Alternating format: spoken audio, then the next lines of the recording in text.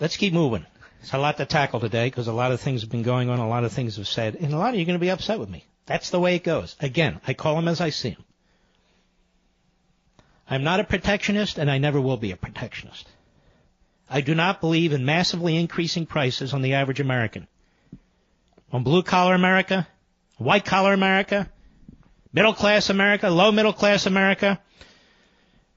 Tariffs. You know what happens when you put tariffs in place? You not only drive up the cost of goods to people who are trying to meet their budget requirements, you also put people out of work.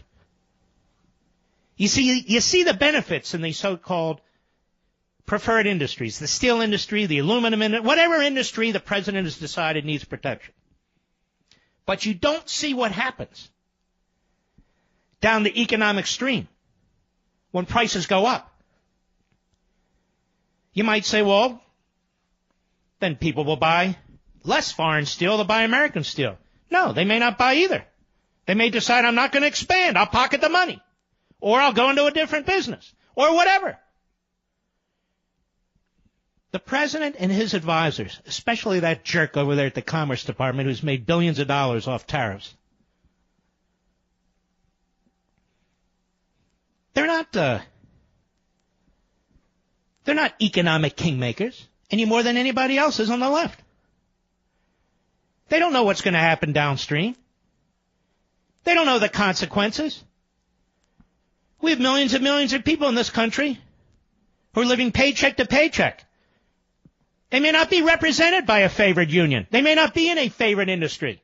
I want you to Google the steel industry on your own. Do your own research. Every single time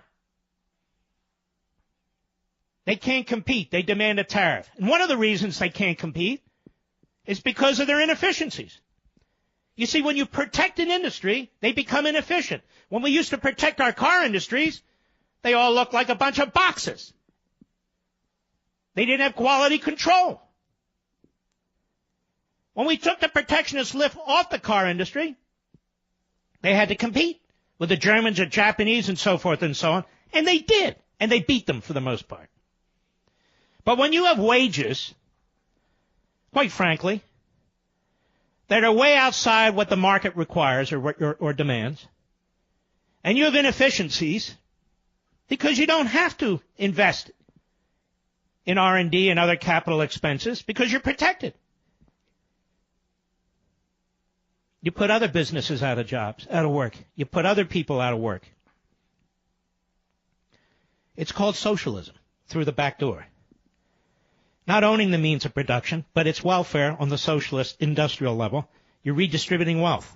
You're taking money out of the hands of hardworking Americans who are not in a preferred industry, who may not be represented by a preferred union. You're taking money out of their hands and you're giving them to someone else. Now, do I think we should allow the Chinese to dump steel in America? Dump, quote unquote. From a market position, I don't even care. But I say no from a national security position. Because China's on the move. And in 20 years, we're going to turn around, and they're going to be the world's #1 superpower. So from a national security perspective, I get that piece. But that's different than being a protectionist. We've already imposed, and I say this over and over again, check it out, over 12,000 tariffs in this country on everything from nuts and mushrooms and sugar. You wouldn't even believe it. On moccasins. They all run up to the public trough, slopping in the public trough, asking their congressman or senator to slip something in a bill, and they always do. And they always do. Those 12,000 tariffs are costing you a fortune. You don't even know what they are. It's a blind tax. The president today was talking about a VAT tax, a value-added tax. He says, look, these other countries put this in place. Drives up the cost of our exports. Maybe we should put it in place. You want a VAT tax, folks? Every socialist industrial country has a VAT tax. We don't. It's called a value-added tax. You want a VAT tax? Just so we can have a level playing field? A level playing field in socialism is everybody's dirt poor. Well, what do you think a level playing field is when it comes to tariffs?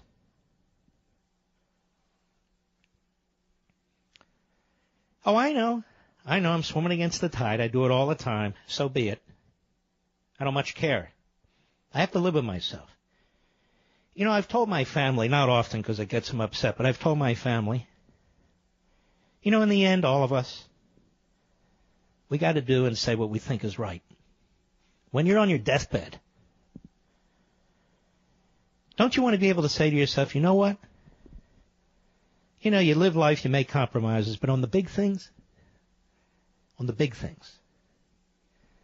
I'm proud of what I did and I'm proud of what I said.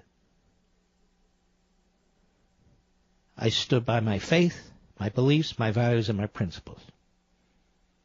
That's what it's all about, that and family. I wasn't for steel tariffs when the AFL-CIO was pushing for them, when George McGovern was running for president, and I'm not for him today. I'm not for having government having, in effect, a relationship with certain industries in which these industries rely on welfare, redistribution of wealth. That's what tariffs are. From all of you to somebody else. And I have to ask, why are you limiting it to 2 or 3 companies? Or 2 or 3 industries, rather? Why limit it to so few industries? Now, there are times when a president needs to make a point. That's fine. But our president embraces this as a matter of ideology. He's not making a point. And he's put a man over there at the Department of Commerce who's made billions from protectionism and tariffs. Ask yourself, how does a guy make billions of dollars from industries that are said to be dying? I don't know. I'll be right back. Mark Levin.